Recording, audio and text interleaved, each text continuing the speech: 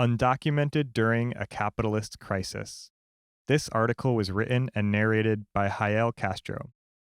My father was undocumented while I was growing up. Although I was born here in the States, my household dealt with the issues faced by undocumented people. We still had a place to live. We still had a community.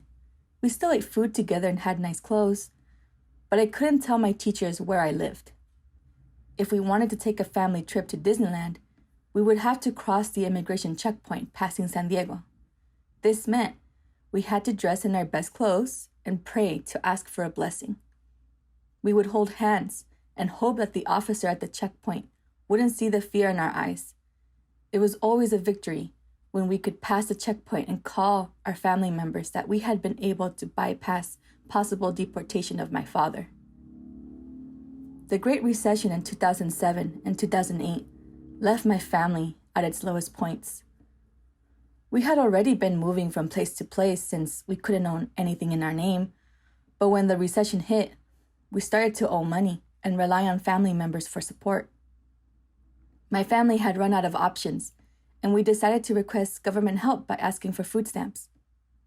Not even a year later, the government asked us to pay back the money they had given us without explanation. The economic hardship during this time was almost unbearable, and we couldn't turn to our leaders, let alone the government, for help. One night, my father cried to me saying he regretted it all. He said, "Why did I have to buy into the idea of America?" I thought that these things had happened to us solely because of my father's immigration status. Yet, I learned that even folks who are citizens are not taken care of in the States. People without homes in the streets is a normal thing in San Francisco, which is one of the richest cities in the world. It's normal when women can't leave their abusive husbands because they can't afford to live alone. It's normal to have students who don't know where they're going to sleep for the night. It's normal that people rely on food banks to have their lunch.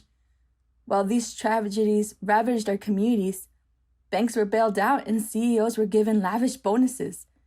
These experiences made me angry. How could we, a family in need, all of a sudden owe the government money? We don't qualify for help, but my sisters and I are citizens. Is this the way life will always be? Thankfully, my anger was met with solutions. I could have become bitter and cynical, but answers came when I realized that change can happen. I learned that it isn't right to live in a world where the rich hoard the wealth while the people are forced into poverty. I learned through struggling alongside my coworkers and community that workers can take ownership and lead society to ensure that all live a life of dignity. We can't rely on an elite-led government to meet our needs. Instead, we need to take power and use the vast resources we have to bail out our most vulnerable. It has been over 10 years since these things played out. Now I see the cycle of capitalism's crisis starting again.